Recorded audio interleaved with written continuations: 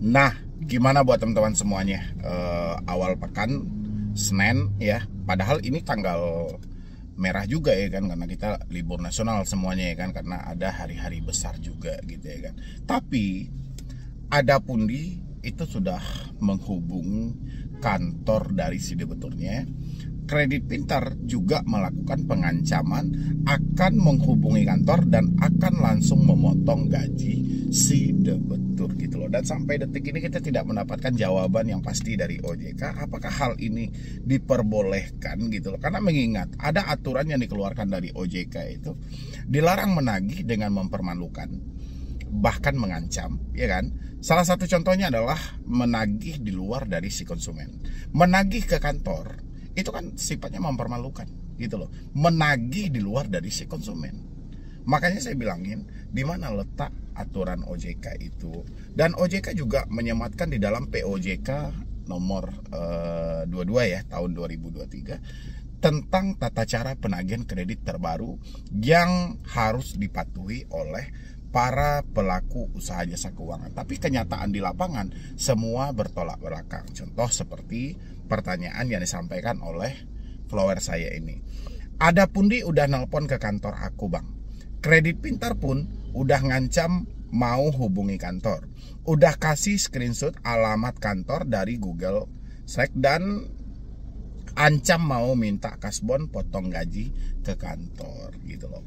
Pertanyaannya, OJK-nya ada di mana nih di tengah situasi yang seperti ini gitu loh. Apakah OJK tidak akan menanggapi sama sekali tentang kasus-kasus yang terjadi? Bahkan hampir saya lihat ya, sasaran penagihan dari debt collector pinjol legal hari ini lebih terfokus menagih debiturnya itu ke tempat mereka bekerja.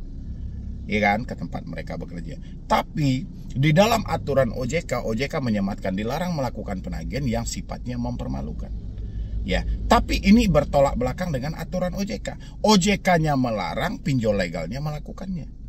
Ya, sekarang kita harus lapor kemana? Lapor kepada OJK, hari ini kita laporkan, 3 tahun ke depan baru ditanggapi. Itu pun ditanggapi, ya, kalaupun mereka cepat tanggap. Yang menanggapi itu terkadang robot juga. Kalaupun itu yang nanggapin manusianya langsung, kita seakan-akan bola dioper kanan kiri. Dioper kepada Asosiasi Fintech Pendanaan Bersama Indonesia, dioper kepada Satgas Waspada Pasti, dioper juga kepada pihak kepolisian. Padahal aturan ini OJK yang mengeluarkan sesuai dengan POJK tadi. Debt collector dilarang melakukan penagihan dengan mempermalukan. Contohnya adalah melakukan penagihan di luar dari konsumennya, atau sengaja menyebarkan data pribadi untuk atau dengan maksud mempermalukan si konsumen, itu dilarang. Ya kan? Habis itu debt collector dilarang melakukan penagihan secara terus-menerus yang sifatnya mengganggu, itu juga dilarang. Ya kan?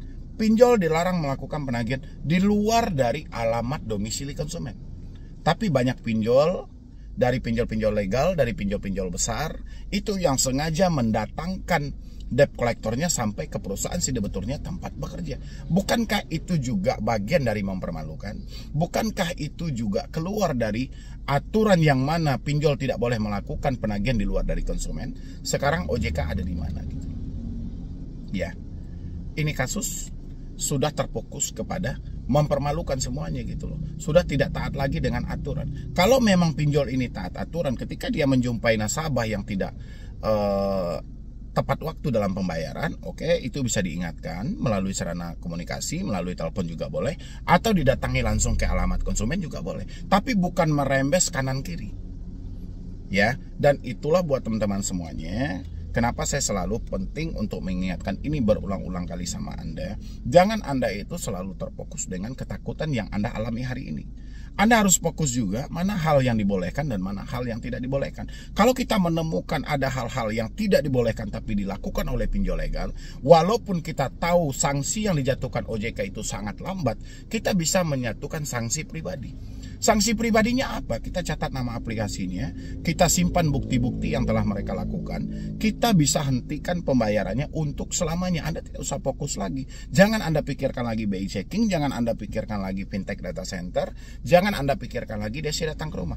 Tapi fokuslah, oke, karena mereka telah melanggar aturan yang ada, hari ini saya yakin saya tidak akan bayar lagi di aplikasi itu. Begitulah cara kita memberikan efek jerah terhadap pelaku-pelaku usaha jasa keuangan yang tidak patuh dengan aturan OJK. Ya, bukan sebaliknya. Nanti jangan pula teman-teman melakukan sebaliknya. Sebaliknya itu contoh ketika mereka menghubungi kantor, ya, Anda merasa ketakutan, Anda merasa tidak nyaman, dan akhirnya Anda mengambil satu keputusan, Anda rela untuk gali lubang tutup lubang. Anda rela untuk meminjam sama tetangga. Selamanya hutang ini tidak akan pernah selesai. Ya, itu pahami dari teman-teman semuanya. Terus bagaimana ini Bang menanggapi misalnya mereka sudah menghubungi kantor, nanti HRD dan orang-orang kantor pasti juga akan marah. Pasti kan itu kan yang selalu kita pikirkan, selalu kita menjadi sebuah ketakutan dalam diri kita. Oke. Kalau misalnya mereka sudah terlanjur untuk menghubungi perusahaan Anda langsung menghadap sama HRD atau siapapun pimpinan yang bertanggung jawab di perusahaan itu. Jelaskan faktanya. Ya pertama kita mungkin mengucapkan ya mohon maaf dulu. Habis itu kita sampaikan, ya saya juga kurang tahu itu dari pinjol mana dan apa gitu loh. Sesuai dengan peraturan OJK juga, ya itu kan tidak boleh mereka menghubungi perusahaan, dan saya tidak pernah mencantumkan nama perusahaan. Dari mana dia mendapatkan nama-nama perusahaan itu? Ada dua kemungkinan. Kemungkinan pertama ya mungkin dari identitas Anda yang mungkin menyematkan tempat bekerja Anda. Yang kemungkinan yang kedua, mereka juga mencuri data-data kontak Anda sehingga dia melihat ada nama-nama orang. Contoh kalau kita kan contoh Anda bekerja di sebuah perusahaan A misalnya gitu. Terus ada teman Anda, nanti Anda tulis nama teman Anda itu titik perusahaan A misalnya gitu kan, ada namanya gitu. Atau ini tapi ada nama perusahaannya. Mungkin saja mereka sudah mencuri data-data pribadi kita melalui kontak-kontak kita, ya. Karena kan banyak juga tuh teman-teman yang menyampaikan sama saya tidak pernah sama sekali mencantumkan nama perusahaan saya, Bang. Saya tidak pernah sama sekali mencantumkan tempat bekerja saya. Tapi si pinjolnya tetap tahu. Oke, berarti mereka mencuri akses yang ada. Ya, dan habis itu lagi yang juga nggak kalah penting, terkadang kita sering lupa. Kita ini mengupdate berupa momen-momen pribadi di media sosial kita, contoh di Instagram gitu loh. Nanti bareng-bareng dengan teman-teman satu rekan kerja. Di sana kita selalu lupa, terkadang kita menyematkan lokasinya di perusahaan kita. Mereka kan akan belusukan tuh. Mereka akan mencari, mereka akan mencoba untuk skip tracing tadi kan, melacak media sosial kita berdasarkan dari nama kita. Nanti mereka akan menemukan postingan-postingan kita yang menandakan salah satu titik dari lokasi tempat bekerja. Itu juga kemungkinan akan terjadi. Ya, mereka mengetahui tempat bekerja Anda. Oke, terlepas dari hal itu, tinggal Anda untuk di sebuah perusahaan ini, Anda harus berterus terang sama HRD Anda nggak usah takut juga. Dan sampaikan, ya mohon maaf atas ketidaknyamanan, karena ini bukan maksud disengaja juga. Dan saya berharap kalau misalnya ke depannya, Bapak mungkin bisa arahkan sama rekan-rekan saya yang lain juga. Kalau mungkin ke depannya masih ada orang-orang yang menagih sampai ke perusahaan ini, menagih atas nama hutang saya berhutang di sebuah perusahaan mereka, saya minta tolong untuk diarahkan ke rumah saya aja sesuai dengan alamat saya. Ya, dan mohon juga untuk dipertanyakan mereka dari aplikasi mananya. Nanti Anda catatlah itu. Ya, bukan soal ketakutan, bukan soal teman-teman memikirkan, wah dia akan datang nggak nanti ya Bang ke kantor. Ya terserah mereka mau datang ke kantor atau tidak. Yang jelas aturannya tidak ada membolehkan mereka menagih di luar dari alamat domisili konsumen. Kalau Anda menemukannya, saya cuma butuh rekaman videonya untuk kita viralkan pinjol-pinjol yang tidak patuh dengan aturan itu. Yang jelas hari ini buat teman-teman semuanya, yang saya sematkan sama Anda adalah Anda sudah tidak mampu bayar. Apapun problem yang Anda hadapi tentang Anda dan debt collector pinjol nantinya, jangan sampai ini mendorong Anda untuk melakukan tindakan-tindakan yang merugikan diri Anda. Seperti gali lubang tutup lubang, menjual aset-aset yang ada, atau berusaha mencari talangan dana sama tetangga, atau bahkan Anda sampai nekat melakukan tindakan-tindakan pidana yang merugikan diri Anda. Ini yang harus Anda sematkan. Apa yang harus kita lakukan, Bang? Mereka akan berakhir dengan sendirinya. Mereka itu mempunyai kekuatan itu hanya melalui WhatsApp, melalui email, dan melalui telepon. Kalaupun mereka datang ke kantor Anda, itu mereka tidak ada membawa kelengkapan-kelengkapan seperti yang diminta oleh OJK.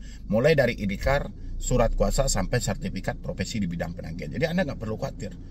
Kebanyakan status debt collector pinjol itu, ya ini kebanyakan ya mereka yang berada di lapangan itu berstatus ilegal. Ilegalnya seperti apa? Mereka tidak dilengkapi surat-surat sebagaimana yang telah diatur oleh Otoritas Jasa Keuangan sendiri. Itu adalah persyaratan wajib yang harus dibawa debt collector ketika melakukan penagihan ke rumah. Dan kita lanjutkan juga untuk Anda menonton video kekompakan debt collector itu, kekompakan dari pinjol mendatangkan debt collectornya ke rumah. Silahkan ini. Yo, assalamualaikum warahmatullahi wabarakatuh. Buat teman-teman semuanya yang ada di YouTube Solusi Hutang MB.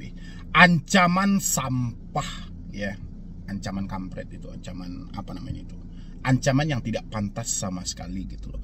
Pinjol seakan-akan semuanya sepakat mengancam debiturnya untuk menagih ke tempat kerja. Ya, kampret gak itu kalau seperti itu? Terus di mana letak aturan OJK yang mana di sana dijelaskan pinjol tidak boleh melakukan penagihan di luar dari si konsumen?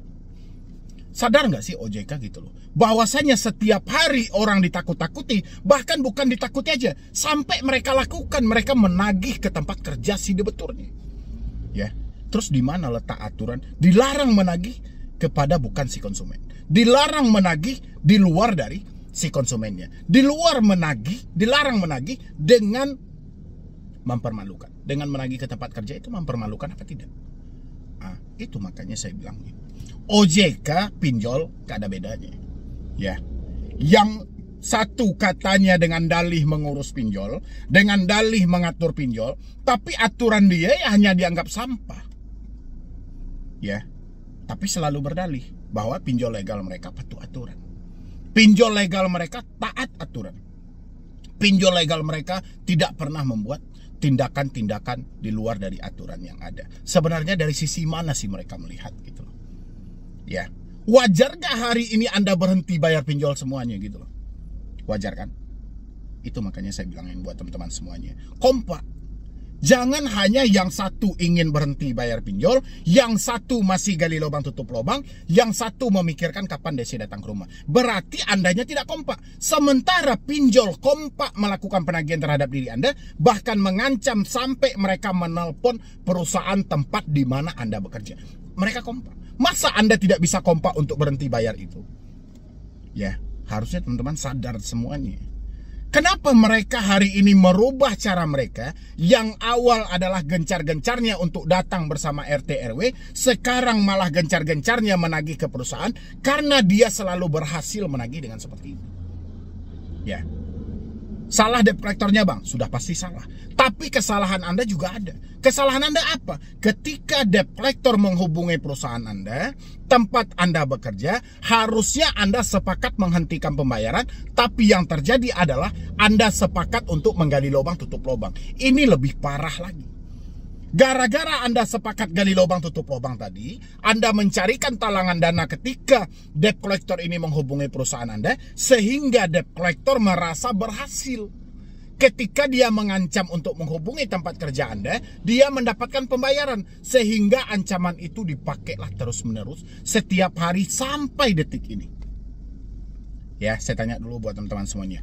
Per hari ini, pinjol mana yang sudah melakukan pengancaman terhadap diri Anda, mau menghubungi perusahaan Anda, tolong isi dengan lengkap di kolom komentar. Pinjol mana itu? Ya, setelah Anda mengisi nanti, Anda sudah mengantongi bukti yang ada, sepakat nggak Anda untuk berhenti bayar? Ya, saya jamin 100% risikonya nggak ada yang berat. Ya, resiko satu-satunya itu hanya BI checking. Pinjol tidak puas kalau Anda hanya diberikan beban BI checking atau nama Anda dimasukkan ke slik. Pinjol tidak puas. Pinjol ini bagaimana dia memiskinkan Anda sehancur-hancurnya. Yang penting mereka mendapatkan uang berlipat-lipat dari diri Anda. Ya, bisa hutang 1 juta itu Anda bayar 10 kali tapi tidak selesai. Itu buat teman-teman semuanya. Kalau Anda tidak membuka pemikiran Anda hari ini, Anda akan benar-benar dihancurkan dengan satu ancaman. Kalau Anda tidak melakukan pembayaran sampai jam 2 siang, kami akan alihkan data Anda untuk menghubungi perusahaan Anda. Hanya sebatas itu yang diucapkan DC, tapi Anda ketakutannya nauzubillah.